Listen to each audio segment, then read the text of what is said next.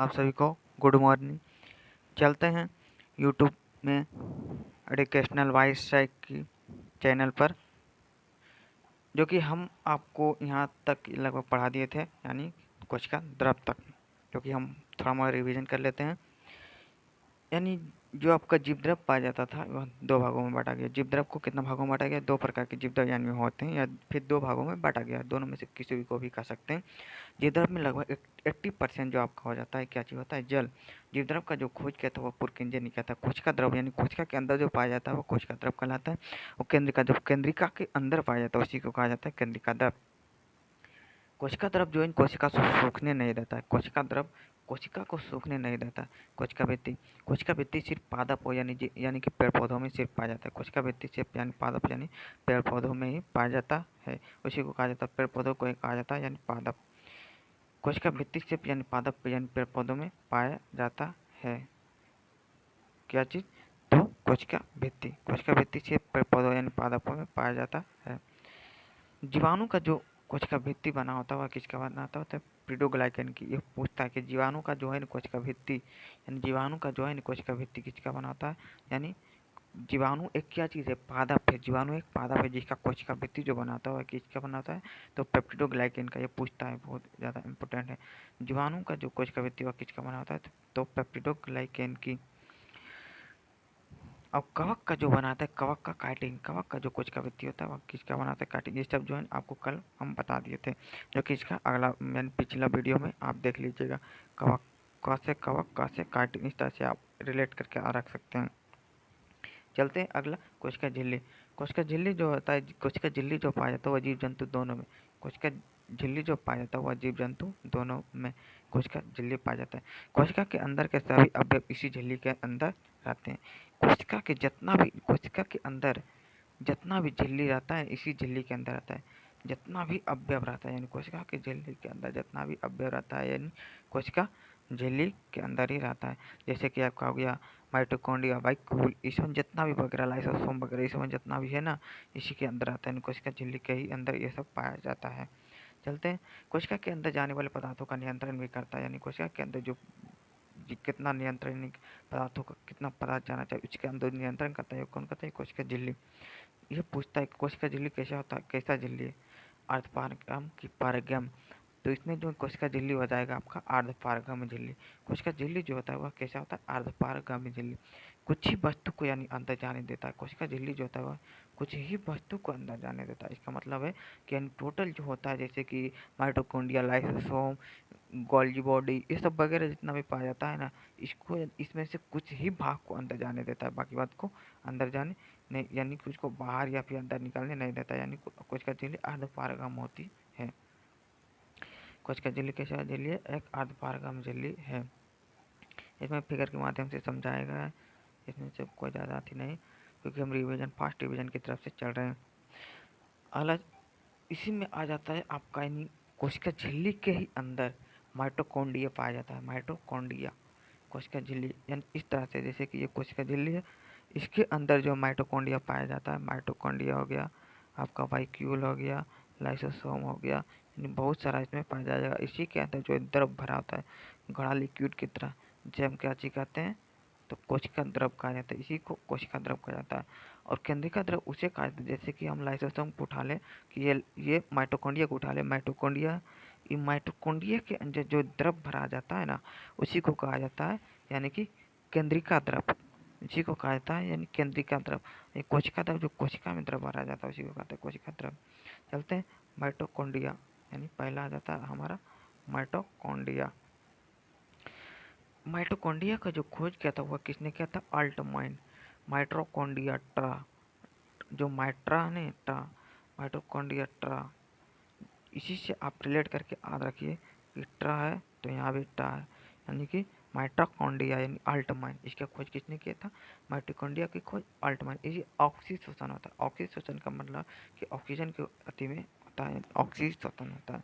इसमें कोई ये माइटोकॉन्ड्रिया डायरेक्ट आप याद रखिएगा, कि आप डायरेक्ट याद रखिएगा कि माइटोकॉन्ड्रिया जो होता है यह ऑक्सीशोषण होता है। माइटोकॉन्ड्रिया जो है इसमें क्रेस्ट चक्र क्रिया होती है। माइटोकॉन्ड्रिया में कौन सा चक्र होता है? तो क्रेफ्ट चक्र की क्रिया कहाँ होती है? तो माइटोकॉन्ड्रिया में। ये आपको पूछता है कि क्रेफ्ट चक्र की क्रिया कहाँ होती है? तो माइटोकॉन्ड्रिया में होती है। क्रेफ्ट चक्र की क्रिया कहाँ होती है? तो माइटोकॉन्ड्रिया में। इसी के फलस्वरूप जो एटीपी का निर्माण होता है, 38 एटीपी, जैसे कि आप लोग जानते होंगे कि 38 एटीपी बराबर एक ग्लूकोज होता है। 38 एटीपी बराबर एक ग्लूकोज होता है। 38 एटीपी बराबर एक ग्लूकोज ग्लूकोज बनाते हैं, एटीपी तथा ग्लूकोज बनते हैं। हमें ऊर्जा मिलता है किसके कारण? क्रेफ्ट चक्र के कारण ही हमें ऊर्जा प्राप्ति होती है। किसके कारण? क्रेफ्ट चक्र। अब क्रेफ्ट चक्र कहाँ होता है? तो माइटोकॉन्ड्रिया में। माइटोकॉन्ड्रिया में पूछेगा आपसे कि क्रेफ्ट चक्र की क्रिया के दौरान हमें क्या चीज़ का, यानी कि किस, यानी क्रेफ्ट चक्र की क्रिया के फल, क्रेफ्ट चक्र के फलस्वरूप हमें क्या चीज़ का, यानी कि निर्माण होता है, क्या चीज़ का मतलब उत्पादन होता है? तो एटीपी और ग्लूकोज का निर्माण होता है। और हमें ऊर्जा भी, साथ साथ में हमें ऊर्जा भी मिलती मिलती है। इसी कारण इसे कोशिका का पावर हाउस कहा जाता है। इसी कारण जो है इसे कोशिका का पावर हाउस कहा जाता है। किसको? माइटोकॉन्ड्रिया को। माइटोकॉन्ड्रिया को कोशिका का पावर हाउस भी कहा जाता है। किसको? माइटोकॉन्ड्रिया को। या फिर इसी को, पावर हाउस को ही हिंदी में कहा जाता है शक्ति गृह। पावर हाउस को कहा जाता है शक्ति गृह। किसमें? हिंदी में। क्या चीज़? माइटोकॉन्ड्रिया। माइटोकॉन्ड्रिया। माइटोकॉन्ड्रिया को ही कहा, माइटोकॉन्ड्रिया की आंतरिक दीवार जो बनी होती है वो किसकी? क्रिस्टी की बनी होती है। माइटोकॉन्ड्रिया का आंतरिक दीवार जो बनी होती है किसकी की बनी होती है? चलिए माइटोकॉन्ड्रिया के बारे में दोबारा दोहरा लेते हैं। एक कोशिका, कोशिका के अंदर जो पाया जाता है माइटोकॉन्ड्रिया वगैरह बहुत सारा पाया जाता है, जिसमें एक हो जाता है माइटोकॉन्ड्रिया। माइटोकॉन्ड्रिया को जो खोज किया था वो किसने किया था? तो अल्टमैन ने किया था। अल्टमैन। इसी के फलस्वरूप इसमें जो है ना आपका क्रेफ्ट चक्र भी पाया जाता है। माइटोकॉन्ड्रिया में क्रेफ्ट चक्र भी पाया जाता है। और इसी के अंदर जो है ना, यानी ऑक्सीश्वसन होता है। क्या चीज श्वसन? ऑक्सीश्वसन होता है। ऑक्सीश्वसन। माइटोकॉन्ड्रिया में ही ऑक्सीश्वसन होता है। माइटोकॉन्ड्रिया में ये जो, यानी कोशिका के अंदर माइटोकॉन्ड्रिया पाया जाता है। एक हम बोल देते हैं कि इसका जो खोज किया था अल्टमैन ने किया था। इसमें जो है ऑक्सीजन होता है। इसी के अंदर जो दीवार होता है ना, माइटोकॉन्ड्रिया के आंतरिक दीवार को ही कहा जाता है क्रिस्टी। माइटोकॉन्ड्रिया की आंतरिक दीवार को ही कहा जाता है क्रिस्टी। ये जो ऑक्सीजन होता है, और इसमें माइटोकॉन्ड्रिया में ऑक्सीजन भी होता है, और क्रेफ्ट चक्र की क्रिया होती है। क्रेफ्ट चक्र क्रिया के फलस्वरूप हमें, यानी कि ऊर्जा ऊर्जा और या फिर 38 एटीपी और एक ग्लूकोज का निर्माण होता है। किसके कारण? क्रेफ्ट चक्र की क्रिया के कारण। क्रेफ्ट चक्र की क्रिया के कारण। अंतः प्रदत्त जालिका में चलते हैं। एंडोप्लाज्मिक रेटिकुलम, इसी का हिंदी हो जाता है अंतः प्रदत्त जालिका, ईआर। इसी को कहते हैं, शॉर्टकट में आप इसे ईआर कह सकते हैं। इसे हम ईआर ही बोलेंगे। यह कोशिका के अंदर से आंतरिक सहायता प्रदान देता है, यानी आंतरिक सहायता प्रदान करता है। कोशिका का जो अंदर होता है ना, कोशिका के अंदर के जो होता है वही आंतरिक, यानी कि सहायता प्रदान करता है। ये बहुत ज़्यादा इम्पोर्टेंट है। ईआर यानी अंतः प्रदत्त जालिका। जैसे माइटोकॉन्ड्रिया हो गया, इसी के अंदर जो है एक पाया जाता है अंतः प्रदत्त जालिका। इस तरह से आप पाया जाता है। अतः इसे कोशिका का आंतरिक कंकाल भी कहा जाता है। कोशिका का आंतरिक कंकाल भी कहा जाता है किसके? ईआर को। कोशिका का आंतरिक कंकाल ये दो प्रकार के होते हैं। एंडोप्लाज्मिक रेटिकुलम दो प्रकार के होते हैं। एक वो रफ हो जाएगा, रफ या एंडोप्लाज्मिक रेटिकुलम, या वो हो जाएगा smooth ER, SMOOTH smooth ER, यानी रफ ईआर और स्मूथ ईआर। अंतः प्रदत्त झलिका दो प्रकार के पाया जाता है। Smooth year ago rough year. Smooth year, smooth smooth smooth जो होता है चिकनी होती है। स्मूथ नहीं कहता, स्मूथ है। यह जगह स्मूथ है यानी चिकनी है। स्मूथ ईयर जो है चिकनी जिसे कहते हैं, चिकनी अंतः प्रदत्त जालिका। स्मूथ ईयर में जो होता है आपका कार्बोहाइड्रेट और वसा। स्मूथ ईयर में कार्बोहाइड्रेट और वसा दोनों का, कार्बोहाइड्रेट तथा वसा का निर्माण होता है। स्मूथ ईयर चिकनी यानी ईयर में जो है कार्बोहाइड्रेट तथा वसा का निर्माण होता है। रफ ईयर, रफ मतलब कहते हैं खुरदरा। खुरदरा एंडोप्लाज्मिक रेटिकुलम। खुरदरा एंडोप्लाज्मिक रेटिकुलम। खुरदरा आर से, यानी खुरदरा एंडोप्लाज्मिक रेटिकुलम में जो आपको पाया जाता है राइबोसोम, यानी राइबोसोम। रफ ईयर में क्या चीज़ पाया जाता है? राइबोसोम। या प्रोटीन का निर्माण करता है। रफ ईयर जो है प्रोटीन का निर्माण करता है। रफ ईयर किसका निर्माण करता है? तो प्रोटीन का निर्माण करता है। रफ ईयर प्रोटीन का निर्माण करता है। इसको हम इस तरह से याद रख सकते हैं। पहले हमको भी याद नहीं रहता था, यानी स्मूथ ईयर में कौन है और रफ ईयर में कौन है। अब जो है इस तरह से आप रिलेट करके याद रखिए कि यानी रफ ईयर जो है आर से रफ होता है ना, तो आर से आप रखिएगा राइबोसोम। आर से रफ, आर से राइबोसोम, यानी रफ ईयर में हो जाएगा आपको राइबोसोम, जबकि स्मूथ ईयर में पाया जाता है आपको कार्बोहाइड्रेट और वसा। और ये रफ ईयर में राइबोसोम भी हो जाएगा, प्रोटीन का निर्माण भी होगा। कौन? रफ ईयर में प्रोटीन का भी निर्माण होता है। कहाँ? रफ ईयर में। चलते हैं अब राइबोसोम की तरफ। राइबोसोम, राइबोसोम जो पाया था कौन सा ईयर में? तो हमको याद रखना है रफ ईयर में, क्योंकि आर से राइबोसोम, आर से रफ, इस तरह से आप रखिए। आर से राइबोसोम, आर से रफ, इस तरह से आप याद रखिए। यानी कि आर से रफ, आर से राइबोसोम, इस तरह से आप रखिए। यानी rough ribosome, ROUGF, rough year, endoplasmic reticulum में ही रहता है आपको राइबोसोम। चलते हैं आगे की तरफ। कोशिका के अंदर का सबसे छोटा अंग है राइबोसोम। कोशिका के अंदर का सबसे छोटा अंग यानी स्मॉल स्मॉल यानी जो अंग हो जाता है वो कौन हो जाता है? राइबोसोम। इसमें जो है प्रोटीन का फैक्ट्री कहा जाता है राइबोसोम को, प्रोटीन का फैक्ट्री, क्योंकि यहीं पर जो है राइबोसोम को ही कहा जाता है प्रोटीन के फैक्ट्री, क्योंकि ये यहाँ पर बहुत ज़्यादा यानी प्रोटीन का निर्माण होता है, इसीलिए कहा जाता है इसको प्रोटीन का फैक्ट्री। राइबोसोम दो प्रकार के पाया जाता है, एक वो 70S राइबोसोम हो जाएगा, एक तो 80S राइबोसोम पाया जाता है। 70S 80S। 70 यानी छोटा है तो छोटे मोटे में पाया जाता है, जैसे कोरोना वगैरह, अभी जो कोरोना फैला था हाल, यानी कोरोना वगैरह में पाया जाता है छोटे मोटे जीवाणु वगैरह, जीवाणु हो गया इसमें, मतलब कि जीवाणु कीटाणु इसमें जितना भी पाया जाता है F70S राइबोसोम पाया जाता है। यानी बहुत हल्का होता है, बहुत हल्का, इसमें प्रोकैरियोटिक कोशिका में पाया जाता है। प्रोकैरियोटिक मतलब होता है कि अविकसित कोशिका, जो कि विकसित नहीं होता। प्रोकैरियोटिक मतलब अविकसित, प्रोकैरियोटिक मतलब अविकसित कोशिका में पाया जाता है। क्यों? 70S ribosome. 80S ribosome, 80S बड़ा है तो यानी कि बड़ा में पाया जाएगा, जैसे कि जीव जंतु हो गया, पादप हो गया, यानी यूकैरियोटिक यानी जीव जंतुओं में पाया जाएगा। कौन? 80S।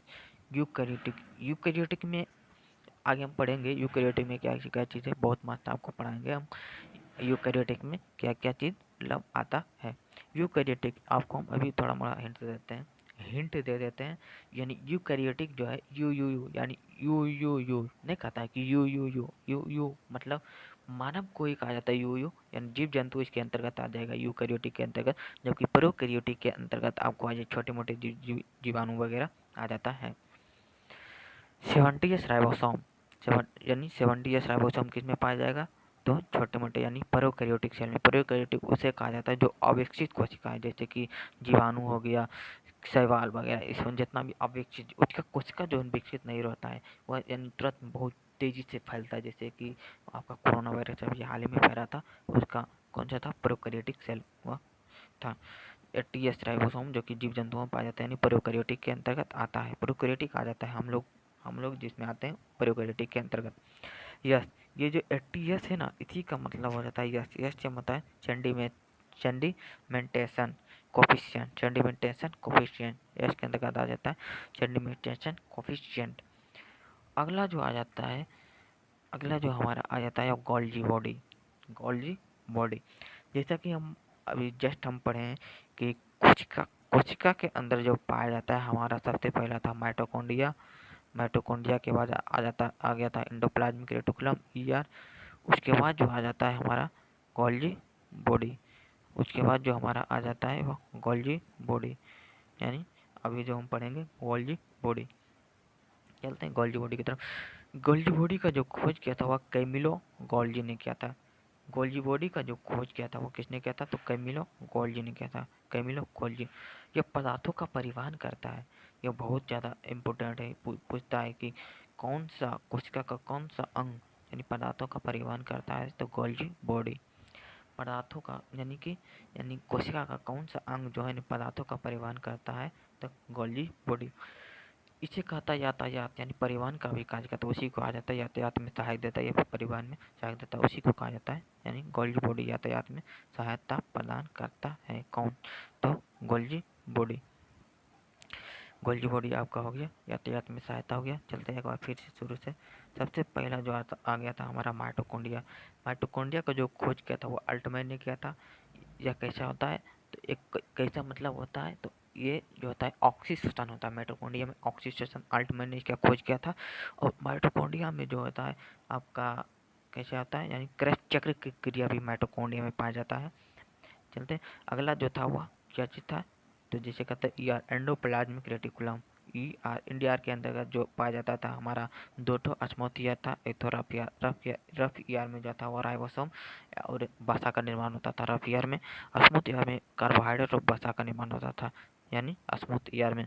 जबकि रफ ईयर में, यानी कि रफ ईयर आर से रफ यानी क्या चीज़, राइबोसोम राइबोसोम और उसके बाद प्रोटीन का निर्माण होता था रफ यानी ईयर में।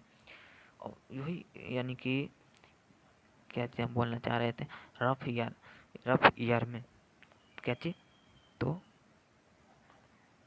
राइबोसोम। राइबोसोम जो हम बताए थे कि राइबोसोम दो प्रकार के पाया जाता है, 70S राइबोसोम और 80S राइबोसोम। 70S जो छोटे मोटे जीव जैसे कोरोना वगैरह जीवाणु वायरस वगैरह में पाया जाता था 70S राइबोसोम। 80S राइबोसोम जो जीव जंतु यानी कि यूकैरियोटिक कोशिका के अंदर पाया जाता था, कौन, 80S राइबोसोम।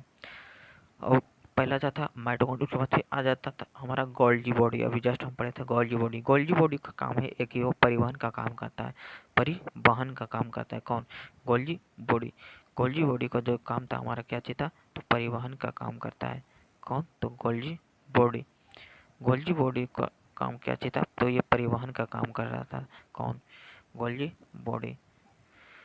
और अगला जो था हमारा गोल्जी बॉडी को परिवहन का काम करता है। उसके बाद फिर अब आता है हमारा सेंट्रोसोम। ये सब जो है कोशिका के अंदर ही पाया गया है, यानी कोशिका के अंदर ही पाया जाता है ये सब जो हम बताएं अभी जस्ट। अगला हमारा आ गया सेंट्रोसोम। अगला हमारा सेंट्रोसोम। सेंट्रोसोम का जो हिंदी वर्ड, हिंदी में कहा जाता है तारक का है, जो कि कहने में अच्छा नहीं लगता है, बट ज़्यादा सेंट्रोसोम का इस्तेमाल कीजिए तो ये बेटर रहेगा, यानी ज़्यादा बेस्ट रहेगा। चलते हैं, सेंट्रोसोम यह कोशिका विभाजन में सहायता होता है। कोशिका विभाजन यानी सेल डिवीजन में यह बहुत ज़्यादा यानी इम्पोर्टेंट यानी भूमिका निभाता है, कौन, तो सेंट्रोसोम। यह मस्तिष्क में नहीं पाया जाता है। सेंट्रोसोम मस्तिष्क में नहीं पाए जाने के कारण ही अगर जो मस्तिष्क में आपको चोट लग जाएगा तो वहाँ कोशिका विकसित नहीं हो पाता है। इसी कारण से मनुष्य का मृत्यु बहुत जल्द हो जाता है, जिस कारण तंत्रिका तंत्र में विभाजन नहीं होता है। उसी को कारण यानी तंत्रिका तंत्र में किसके कारण, तो सेंट्रोसोम विभाजन, वहाँ सेंट्रोसोम बहुत कम मात्रा में पाया जाता है। यह केवल जंतु कोशिका में पाया जाता है। सेंट्रोसोम केवल जंतु कोशिका में पाया जाता है, कौन, सेंट्रोसोम। पादप कोशिका में कोशिका विभाजन जो सेल प्लेट के द्वारा होता है। पादप कोशिका में कोशिका विभाजन किसके द्वारा होता है, तो सेल प्लेट। जीव जंतु में कोशिका विभाजन सेंट्रोसोम। याद रखना, बेबी आई ये बेबी आई है। पूछेगा आपको कि पादप कोशिका में कोशिका विभाजन किसके द्वारा होता है, तो आपको चार ऑप्शन दे देगा। एक तो रहेगा आपका सेंट्रोसोम, तो आपको वहाँ मारिएगा सेंट्रोसोम। पूछेगा जीव जंतुओं में कोशिका विभाजन किसके द्वारा होता है, तो आपका क्या चाहिए बताएं, सेंट्रोसोम। सेंट्रोसोम सेंट्रोसोम कहाँ नहीं पाया जाता है, तो मस्तिष्क में। सबसे ज़्यादा सेंट्रोसोम कहाँ रहता है, तो लीवर में हमारा आता है, क्योंकि लीवर वहाँ पे अगर जो हम आधा काट कर निकाल भी देंगे लीवर, तो वहाँ बहुत तेज़ी से कोशिका विभाजन हो जाता है, कहाँ, तो लीवर में। सेंट्रोसोम की जो खोज किया था वो किसने किया था, बोरवेरी यानी बोवेरी ने किया था। सेंट्रोसोम के जब खोज किया था सर्वप्रथम किसने किया था, तो बोवेरी ने किया था। सेंट्रोसोम का जो खोज किया था वो किसने किया था, तो बोवेरी ने किया था। चलते हैं आगे की ओर, लाइसोसोम आ गए। लाइसोसोम चलते हैं एक बार फिर हम पीछे बैक में रिविजन कर लेते हैं। कोशिका के अंदर सबसे पहला जो पाया गया था वो माइटोकॉन्ड्रिया। हम जबकि बता रहे हैं, दोबारा बहुत बार रिपीट कर रहे हैं इसी तरह से, इसलिए हम रिपीट कर रहे हैं ताकि आपको याद हो जाएगा। माइटोकॉन्ड्रिया का जो खोज किया था वो अल्टमैन ने किया था। इसमें क्रेफ चक्र पाया जाता है, ऑक्सीजन माइटोकॉन्ड्रिया में होता है और इसमें क्रेफ चक्र पाया जाता है। और अगला जो था वो आपका एंडोप्लाज्मिक रेटिकुलम, ईआर जिसे कहते हैं। ईआर दो भागों में बांटा गया था, रफ ईआर या वो स्मूथ ईआर। रफ ईआर में जैसा कि हम बताए थे कि आर से राइबोसोम, रफ ईआर में राइबोसोम और प्रोटीन रहेगा, जबकि स्मूथ ईआर में आपका रहेगा कार्बोहाइड्रेट और वसा रहेगा। और रफ ईयर जो होता है, रफ ईयर में क्या चीज़ बताए थे, राइबोसोम जो दो भागों में बांटा गया था, 70S एगो 80S। 70S राइबोसोम जो पाया गया है वह 70S छोटा है, तो छोटे मोटे जीव जंतु कोरोना वगैरह वायरस वगैरह में पाया जाता है आपका 70S राइबोसोम। 80S राइबोसोम जो पाया जाता है प्रोकैरियोटिक मतलब यूकैरियोटिक में, यानी यूकैरियोटिक जो हम लोग आते हैं जीव जंतुओं में, यानी पाया जाता है कि कौन से, यस तो एटीएच राइबोसोम। और हम अगला बताए थे तो यानी गोल्जी बॉडी। गोल्जी बॉडी का काम क्या चीज़ था, तो परिवहन का काम कर रहा था। कौन? Golgi body. गोल्जी बॉडी का काम क्या चीज़ कर रहा था, तो परिवहन का काम कर रहा था। कौन? Golgi body. अगला जो हम बताए थे कौन सा, तो सेंट्रोसोम। सेंट्रोसोम जो है कोशिका विभाजन का काम कर रहा था। कौन? सेंट्रोसोम। सेंट्रोसोम जो काम कर रहा था वो कोशिका विभाजन का काम कर रहा था। कहाँ कोशिका विभाजन नहीं होता है, तो मस्तिष्क में पूछेगा आपसे कहाँ कोशिका विभाजन नहीं होता, तो मस्तिष्क में सबसे ज़्यादा कोशिका विभाजन कहाँ होता है, तो लीवर में। जबकि पेड़ पौधा का कोशिका विभाजन क्या चीज़ कहलाता है, पेड़ पौधों का जो कोशिका विभाजन है वह सेल प्लेट यानी सेल प्लेट के द्वारा होता था। कौन? सेल प्लेट के द्वारा। PLAT सेल प्लेट के द्वारा। किसमें? तो पेड़ पौधों में कोशिका विभाजन सेल प्लेट के द्वारा होता था। अगला जो आता है सेंट्रोसोम के बाद आ जाता है हमारा लाइसोसोम। लाइसोसोम जिसे कहते हैं हम आत्महत्या की थैली, किसको कहा जाता है, तो लाइसोसोम का। लाइसोसोम जिसे एटम बम के नाम से भी जाना जाता है। लाइसोसोम में चलते हैं, ये सब किसके अंदर पाया गया था, तो हमारा हो गया कोशिका के अंदर ये सब पाया गया था। कोशिका के अंदर कौन से कोशिका द्रव भरा होता है, लाइसोसोम। लाइसोसोम में चलते, लाइसोसोम का जो सर्वप्रथम ये जो है इसके अंदर पाचन का कार्य करता है। कोशिका के अंदर जो होता है पाचन का कार्य कौन करता है, तो लाइसोसोम। क्योंकि यह लाइसोसोम यह मारने का काम करता है। कोशिका के अंदर जो पाचन का काम करने करता है कौन करता है, लाइसोसोम। जैसे हमारा कोशिका कहीं यानी कि जैसे चोट चोट नहीं लग जाता है, चोट जो लग जाता है तो वहाँ पे देखते हैं कि खून जम जाता है। खून जम जाने के कारण वहाँ पर जो है ना यही लाइसोसोम वहाँ पे छिड़क जाता है। लाइसोसोम जब वहाँ पे जाएगा, लाइसोसोम जब वहाँ पे जाएगा तो कोशिका को जो है ना मार मार कर ख़त्म कर देगा, वहाँ पे ख़त्म कर देगा तो नई कोशिका का निर्माण हो जाएगा। वही नई कोशिका का जो निर्माण करता है कौन करता है, तो लाइसोसोम। ये जल अपघटक एंजाइम पाया जाता है।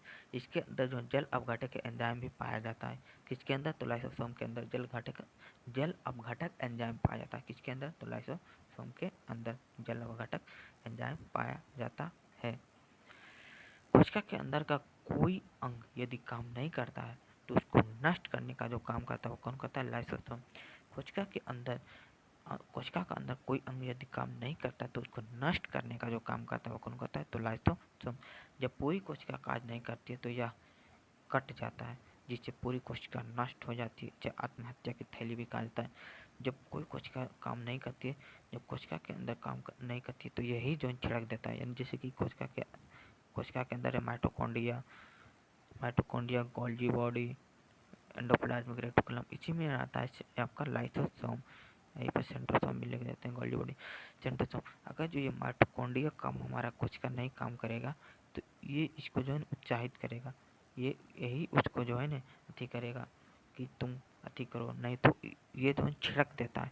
लाइसोसोम माइटोकॉन्ड्रिया पर छिड़क देता है, बट ये तब होता है जब कोशिका निर्माण नहीं होता है। जैसे कोशिका कहीं पर हम बताए थे, जो कि पहले भी कोशिका कहीं पर नष्ट हो जाता है तो उसी को ये यानी कोशिका कहीं पर अति हो जाता है उसी को ये जीवित करने का काम भी करता है। इसको आत्महत्या की थैली या फिर एटम बम भी कहा जाता है। किसको, आत्महत्या की थैली या एटम बम किसको कहा जाता है, तो लाइसोसोम को। इसका खोज किया था डिडूबे। बहुत इंपॉर्टेंट पूछता है कि जो है ना आपको लाइसोसोम का जो खोज किया था वो किसने किया था, तो डिडूबे। लाइसोसोम का खोज किसने किया था, तो डिडूबे। आरबीसी के अंदर जो है लाइसोसोम नहीं पाया जाता है। आरबीसी के अंदर लाइसोसोम नहीं पाए जाने के कारण यह जो है ना लाइसोसोम वहाँ पे जब नहीं पाया जाएगा तो जैसे ब्लड में हमारा आरबीसी पाया जाता है, आरबीसी यानी वह जब यानी कि उसमें लाइसोसोम नहीं पाया जाएगा तो जब यानी आरबीसी जब मरेगा तो वहाँ पे कहाँ कहाँ पर जमा होगा, तो उसके लिए वो स्पेशल होता है जिसे कहते हैं स्प्लीन, प्लीहा जिसे कहते हैं तिल्ली, इसी को कहा जाता है प्लीहा फिर तिल्ली। स्प्लीन का ही हिंदी वर्ड है तिल्ली, प्लीहा, इसी को कहा जाता है। आरबीसी मरने के बाद जो स्प्लीन में जाता है जिस कारण स्प्लीन को आरबीसी का कब्र कहा जाता है। निर्माण भी यहीं पर होता है और कब्र भी यहीं पर होता है, क्योंकि उसमें लाइसोसोम नहीं पाए जाने के कारण वो मरेगा तो कहाँ जमा होगा, तो स्प्लीन में जमा हो जाएगा, जिसे कहते हैं हम तिल्ली। आगे की ओर हम चलते हैं। अब आ जाता है आपको केंद्रिका। केंद्रिका, क्योंकि कोशिका के अंदर ही जो है ना एक पाया जाता है केंद्रिका। केंद्रिका के अंदर ही जो एक द्रव भरा आता है जिसे कहते हैं केंद्रिका द्रव, इसी के अंदर एक होता है। जैसे कि यहाँ पे हो गया माइटोकॉन्ड्रिया हो गया, गोल्जी बॉडी हो गया, सेंट्रोसोम हो गया, आपका हम अभी पढ़े लाइसोसोम हो गया, और एंडोप्लाज्मिक रेटिकुलम हो गया। इसी के बीच में जो होता है वह केंद्रक होता है। इसी कहते हैं केंद्रिका का खोज जो होता है वो रॉबर्ट ब्राउन, क्योंकि हम पहले भी बता चुके थे, इससे पहले वाले वीडियो में हम बताए थे कि केंद्रक के जो खोज किया था रॉबर्ट ब्राउन को हम किस तरह से याद रखेंगे। क्योंकि केंद्रक केंद्रक के जो किसी भी बीज के जो केंद्रक होता है वह, मान लो कि हम मतलब याद करने के लिए हम बोल रहे हैं ऐसा ऐसा, हालांकि सभी बीजों में नहीं होता है, कुछ ही बीजों में हो सकता है। केंद्रिका यानी किसी बीज के अंदर जो केंद्रक पे जो होता है वो कैसा कलर होता है उसका, ब्राउन कलर का होता है। BROW यानी ब्राउन कलर का होता है। इसीलिए हम इसी की तरह से रिलेट करके याद रख सकते हैं कि केंद्रिका का खोज जो किया था और रॉबर्ट ब्राउन ने किया था। कोशिका को नियंत्रित करने का काम करता है। कोशिका को नियंत्रित करता है कौन? तो ये केंद्रिका, क्योंकि कोशिका का जो नियंत्रित यानी का मतलब कोशिका के अंदर केंद्रक केंद्रक रहता है तो ही कोशिका का पूरा नियंत्रण हो पाता है। कोशिका को नियंत्रित करने का काम कौन करता है? तो केंद्रक। अतः इसे कोशिका का दिमाग भी कहा जाता है। किसको? केंद्रक को कोशिका का दिमाग भी कहा जाता है, यानी ब्रेन कहा जाता है। इसी को कोशिका का दिमाग यानी ब्रेन किसको कहा जाता है? तो केंद्रक को। इसमें लगभग 80% प्रोटीन पाया जाता है। किसमें? केंद्रक में जो पाया जाता है 80% प्रोटीन केंद्रक में लगभग पाया जाता है। तो 80% प्रोटीन पाया जाता है किसमें? तो केंद्रक में लगभग कितना परसेंट प्रोटीन पाया जाता है? चलिए चलते हैं। केंद्रक की खोज किसने किया था? तो रॉबर्ट ब्राउन। इसका जो है लगभग 80% जो प्रोटीन पाया जाता है किसमें? तो केंद्रक में लगभग 80% प्रोटीन पाया जाता है किसमें? तो केंद्रक में। अगला जो आ जाता है हमारा वैक्यूल। केंद्रक का ये होता है बीच वाला भाग, जैसे बीच या कोई बीच वाला भाग केंद्रक पाया जाता है। जैसे इसी तरह से रिलेट करके हम बोले थे पहले भी, जैसे कि कोई सेल है, इसका जो बीच वाला भाग होता है केंद्रक होता है, काट के कोई बताया है। चलते हैं आगे की ओर। राजधानी जिसे कहते हैं वैक्यूल। वैक्यूल जल को संचित करके रखता है। कौन? वैक्यूल। वैक्यूल जल को संचित करने का काम करते हैं। कौन? वैक्यूल। चलते हैं शुरू से हम चलते हैं। जैसे कि कोई कोशिका कोशिका के जो हम मध्यभाग का भी बताएं क्या चीज है? तो केंद्रक है। इसी के जो है अंदर यानी कोशिका के अंदर माइटोकॉन्ड्रिया हो गया, वैक्यूल भी है, lysosome, centrosome, Golgi body, endoplasmic reticulum, या जिसे हम अभी बताए थे माइटोकॉन्ड्रिया का खोज अल्टमैन ने किया था। माइटोकॉन्ड्रिया में क्रिब चक्र की क्रिया होती है और इसी में ऑक्सीश्वसन भी होता है। कौन? माइटोकॉन्ड्रिया में। इसे यानी माइटोकॉन्ड्रिया की किसे कहते हैं? Power house of the cell. कोशिका का यानी power house of the cell यानी कोशिका का शक्ति गृह भी कहा जाता है। वैक्यूल है तो संचित अभी जल को संचित, जो कि अभी बताएंगे हम वैक्यूल को। सेंट्रोसोम जो कोशिका विभाजन का काम करता है, जो कि कोशिका विभाजन कहाँ नहीं होता? ब्रेन में कोशिका विभाजन नहीं होता है, लिवर में सबसे अधिक कोशिका का विभाजन होता है। जो कि पेड़ पौधों में कोशिका विभाजन किसके द्वारा होता था? तो सेल प्लेट के द्वारा, जो कि हम पहले बता चुके थे। और ये जीव जंतुओं में कोशिका विभाजन होता है, सेंट्रोसोम पाया जाता है। और अगला जो हम बताए थे ये क्या चीज था? तो Golgi body. Golgi body Golgi body का काम क्या चीज था? तो गोल्जी बॉडी का काम था परिवहन करना। गोल्जी बॉडी का काम था परिवहन करना। लाइसोसोम का क्या चीज हम बताए थे? लाइसोसोम आत्महत्या की थैली भी कहा जाता है। किसको? लाइसोसोम का जो खोज किया था वो डी डुबे ने किया था। डी डुबे ने किया था किसको? लाइसोसोम का खोज। और सेंटर का जो खोज किया था वो यानी केंद्रक का जो खोज किया था वो किसने किया था? हम बताए थे केंद्रक जो होता है वो ब्राउन कलर का होता है। कैसा होता है? ब्राउन, यानी क्या चीज हो जाएगा? यानी ब्राउन कलर का होता है। तो कौन हो जाएगा आपका? केंद्रक की खोज किसने किया था? तो रॉबर्ट ब्राउन ने किया था। जबकि एंडोप्लाज्मिक रेटिकुलम में हम बता चुके थे यह दो प्रकार के पाया जाता है, रफ ईयर वो स्मूथ ईयर। रफ ईयर में पाया जाता है आपका राइबोसोम हो गया, एक प्रोटीन हो जाता है। जबकि स्मूथ ईयर में आपको पाया जाता था कार्बोहाइड्रेट और वसा। और रफ ईयर में जो आपको राइबोसोम पाया जाता वह भी दो भागों में बांटा गया था, 70s और 80s। 70s जो पाया जाता है वह छोटे छोटे जीव जंतुओं में, यानी कि जैसे छोटे छोटे अथी में, यानी जीवाणु वगैरह में पाया जाता है। जैसे कि अभी अभी कोरोना वगैरह में 70s पाया गया था, जिनमें बहुत ज़्यादा उसमें कोशिका का विभाजन यानी बहुत ज़्यादा वो फैलता था। कौन? 70s, क्योंकि वो प्रयूकैरियोटिक अविकसित कोशिका के साथ फैलता है। 70 होता है कौन, अविकसित कोशिका के अंतर्गत, जिसे कहते हैं प्रोकैरियोटिक। जबकि 80 राइबोसोम जो पाया गया है वह विकसित कोशिका के साथ, विकसित कोशिका उसे कहा जाता है जो कि मतलब विकसित यानी करता हो, जैसे कि जो बच्चे पैदा अथी वगैरह करता हो, उसी को कहा जाता है क्या चीज़ कहा जाता है। तो 80 राइबोसोम के अंतर्गत जो पाया गया है यूकैरियोटिक में आ जाता है आपका जीव जंतु वगैरह। यहाँ तक हम रिवाइजिंग कर दिए हैं। अब आ जाते हैं वैक्यूल। वैक्यूल ये जल को संचित करने का काम करता है, वह जल को संचित करने का काम करता है।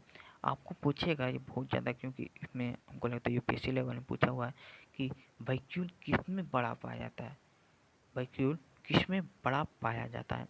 तो उसमें दे दिया था जीव जंतु पादप वगैरह किस में बड़ा पाया जाता है। तो ये यानी वैक्यूल जो पाया जाता है वो पादपों में सबसे बड़ा पाया जाता है। पादपों में जीव जंतु की तुलना में जीव जंतु में छोटा पाया जाता है, जबकि पादपों में सबसे बड़ा पाया जाता है। क्या चीज़, वैक्यूल। वैक्यूल जीव यानी पेड़ पौधों में बड़ा पाया जाता है। आपका आ जाता है प्लास्टिड, लवक। यह पादपों का सबसे बड़ा कोशिकांग है, यानी कोशिकांग। पादपों का सबसे बड़ा कोशिकांग कौन सा है, तो लवक, जिसे कहते हैं प्लास्टिड। कोशिका का सबसे बड़ा कोशिकांग कौन है, तो लवक, प्लास्टिड। यह केवल पादपों में पाया जाता है। लवक केवल पादपों में यानी पेड़ पौधों में पाया जाता है लवक। प्लास्टिड केवल पेड़ पौधों में पाया जाता है। यह 3 प्रकार का पाया जाता है। कौन, प्लास्टिड 3 प्रकार का होता है। प्लास्टिड 3 प्रकार का होता है, क्लोरोप्लास्ट, ल्यूकोप्लास्ट, क्रोमोप्लास्ट। क्लोरोप्लास्ट हरित लवक, ल्यूकोप्लास्ट अवर्णित लवक, क्रोमोप्लास्ट वर्णित लवक। हरित लवक उसे कहा जाता है, क्रोमोप्लास्ट हरित लवक का काम है क्योंकि वो हरा हरा रहता है। हरा हरा रहने के कारण ये भोजन का निर्माण करेगा, इसके अलावा तो और कुछ नहीं करेगा। अवर्णित लवक उसे कहा जाता है जिसमें कि रंग नहीं पाया जाता। तो रंग नहीं पाए जाने के कारण, यानी जड़ों, जैसे कि जड़ों में रंग नहीं पाया जाता है, तो जड़ को क्या करेगा, ये भोजन को संग्रह करने का काम करेगा। अवर्णित लवक। और आपका हो जाता है वर्णित लवक, जिसमें कि रंग बिखेरता है, यानी रंग को बदल देता है, उसी को कहते हैं वर्णित लवक। जैसे कि हम पहला आ जाता है हरित लवक। हरित लवक भोजन का निर्माण करता है और पत्ती तथा तना में पाया जाता है। पत्ती तना, जैसे कि पत्ती हरा, यानी हरित लवक हरा हरा कौन रहता है, पत्ती। तो ये पत्ती और तना में पाया जाएगा कौन, हरित लवक। यह भोजन का निर्माण करेगा क्योंकि सूर्य के प्रकाश के आने के पत्ती पर पड़ेगा, तो यही भोजन का निर्माण कौन करेगा, हरित लवक। जबकि अवर्णित लवक यह भोजन को संग्रह करने का, क्योंकि यह ना तो कोई रंग बिखेरेगा, या रंग नहीं बिखेरता। अवर्णित लवक यह भोजन को केवल संग्रह करेगा। यह जड़ और तना में पाया जाता है। जड़ और तना कहने का मतलब है कि उसमें रंग नहीं कोई पाया जाता है। अवर्णित लवक होता है कौन, जड़ और तना में। अगला जो आ जाता है हमारा वर्णित लवक, क्लोरोप्लास्ट। क्लोरोप्लास्ट रंग प्रदान करता है। इसे देखने में लग रहा है कि यानी क्रोमोप्लास्ट है, तो वर्णित लवक ही यह क्या चीज़, रंग प्रदान करने का काम करता है। जैसे कि हमारा अब हो गया टमाटर और मिर्च, ये कौन सा, यानी किसके कारण रंग जो होता है वह टमाटर का कैसे होता है, लाल, और मिर्च का कैसे होता है, हरा। तो लाइकोपेज के कारण। किसके कारण, तो लाइकोपेज के कारण। गाजर का जो रंग है वो किसके कारण होता है, तो कैरोटीन का रंग। चुकंदर का जो रंग है किसके कारण होता है, तो विटामिन के कारण। फलों का पीला रंग जेंथोफिल के कारण। बहुत ज़्यादा विधिया है ये। फलों का पीला रंग जेंथोफिल, चुकंदर का बीटानोन, गाजर का कैरोटीन, टमाटर व मिर्च का लाइकोपिन। लाइकोपेज टमाटर व मिर्च का क्या चीज़ होता है, लाइकोपेज। टमाटर और मिर्च में क्या चीज़ पाया जाता है, तो लाइकोपेज। टमाटर और मिर्च में क्या चीज़ पाया जाता है, लाइकोपेज। टमाटर और मिर्च में क्या चीज़ पाया जाता है, तो लाइकोपेज। अब हम आगे की ओर चलते हैं।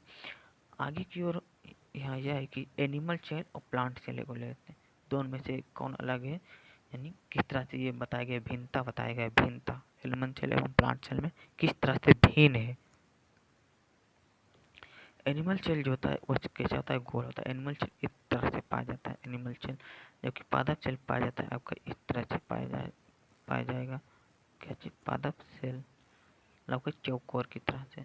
पादप सेल जो पाया जाता है वो कैसा, चौकोर की, लगभग इस तरह से पाया जाएगा। पादप सेल इस तरह से लगभग पाया जाता है। क्या चीज़, तो पादप सेल जो है कैसे होता है, या जंतु सेल कैसे होता है, तो गोल पादप सेल चौकोर। वैक्यूल, जंतुओं से वैक्यूल होता है, बहुत छोटा होता है, जो कि हम बताए थे अभी जस्ट। पादपों में वैक्यूल जो होता है वो बड़ा होता है, पादपों में वैक्यूल बड़ा होता है। एनिमल सेल में सिलिया, फ्लैजेला एवं लाइसोसोम तीनों पाया जाता है। किसमें? एनिमल में सिलिया, फ्लैजेला एवं लाइसोसोम, जबकि पादप में सेल वॉल, प्लास्टिड, क्रोमोप्लास्ट तीनों पाया जाता है। इसमें तो पादप में इस तरह से आप याद रख सकते हैं, ट्रिक चाहिए तो याद रख सकते हैं, बट इस तरह से याद रख सकते हैं, क्योंकि सिलिया फ्लैजिला जो पाया जाएगा, सेल वाल मतलब पाया जाएगा, तो ये पाया जाएगा तो पादपों में। प्लास्टिक जो होता है वह किस में पाया जाएगा? पादपों में। क्रोमोप्लास्ट में पाया जाएगा, किस में? अब बताइए तो प्लास्टिक का क्या कार्य है? प्लास्टिक अभी हम जस्ट बताए थे, प्लास्टिड का क्या चीज़ कार्य था? प्लास्टिक जो पाया जाता है वह पेड़ पौधों में क्या चीज़ का उसका काम था? प्लास्टिड का। आप सभी लोग जरूर कमेंट में कीजिएगा, प्लास्टिड का क्या चीज़ कार्य था? अभी जस्ट हम बताए थे प्लास्टिक का क्या चीज़ कार्य था, बताइए। प्लास्टिड का क्या चीज़ कार्य था? आगे की हम चलते हैं। यार थोड़ा सा यार, सॉरी भाई। चलते हैं, क्योंकि इसमें वैक्यूल जो होता है बड़ा होता है। प्लास्टिड भी इसमें पाया जाता है। प्लास्टिड तो केवल पादपों में पाया जाता है। क्लोरोप्लास्ट। इस तरह से हम याद रखने के लिए आपको हम ट्रिक बता देते हैं, इस तरह से आप याद रख सकते हैं। एनिमल सेल में जो पाया जाता है CFL, एनिमल सेल में CFL, सी मतलब हो गया cilia, flagella, lysosome. Cilia, flagella, lysosome, cilia, flagella, lysosome, cilia, flagella, lysosome, cilia, flagella, lysosome, cilia, flagella, lysosome. Cilia, flagella, lysosome किस में पाया जाएगा? तो एनिमल सेल में पाया जाएगा।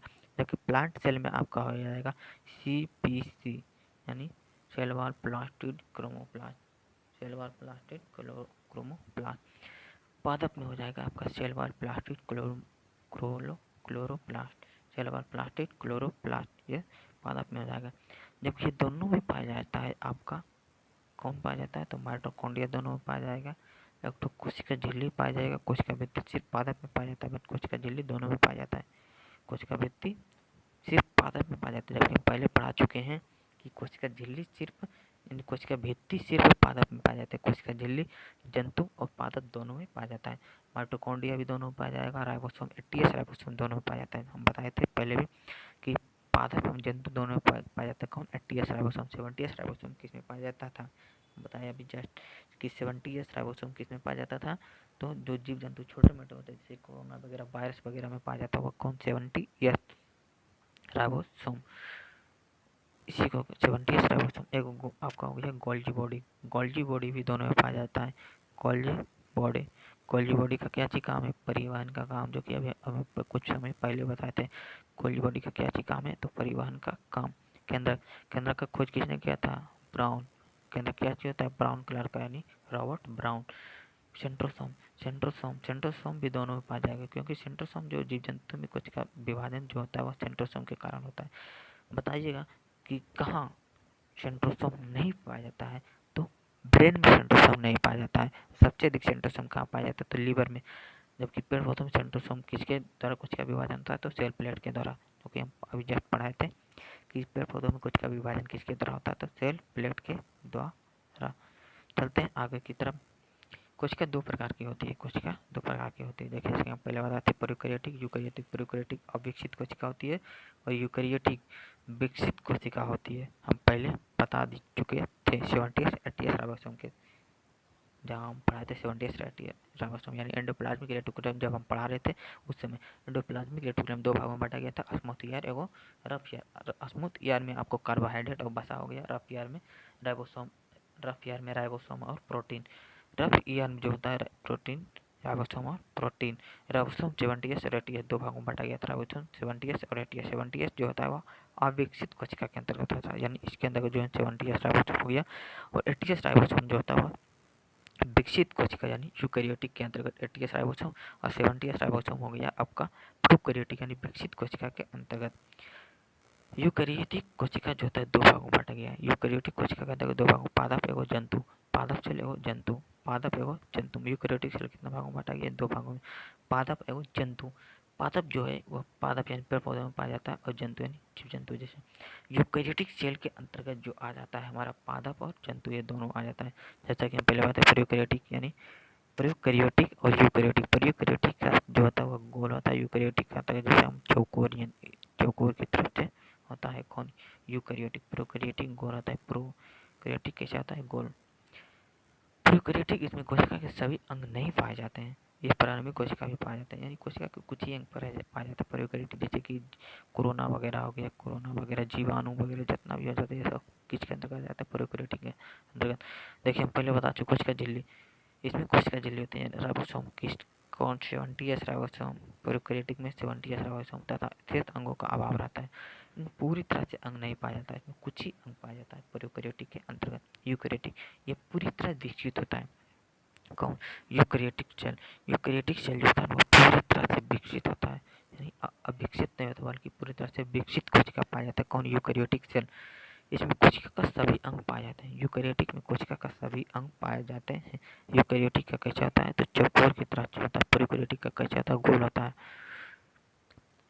यूकैरियोटिक में 80s राइबोसोम पाया जाता है, यूकैरियोटिक में 80s राइबोसोम पाया जाता है। पादप कोशिका को आकार चौकोर होता है, पादप जो कोशिकाओं का आकार होता है वो कैसा होता है? चौकोर, चौकोर की तरह होता है, चौकोर। इसी तरह से वही पादप यानी कि यूकैरियोटिक सेल। इसके अंतर्गत का सबसे बड़ा अंग जो प्लास्टिड होता है, हम हम पीछे बोले थे कि आपको प्लास्टिड क्या चीज पाया जाता है, तो जो पादप पाया जाता है प्लास्टिड सबसे बड़ा अंग पाया जाता है।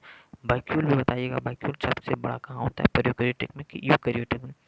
यानी यूकैरियोटिक में। बट यूकैरियोटिक में भी आपको बताना होगा कि वैक्यूल वैक्यूल सबसे बड़ा किस में होता है? कि जंतु में कि पादप में? तो आपका आ जाएगा किसमें? पादप में। वैक्यूल सबसे बड़ा होता है किसमें? तो पादप में। पादप में सबसे बड़ा वैक्यूल होता है।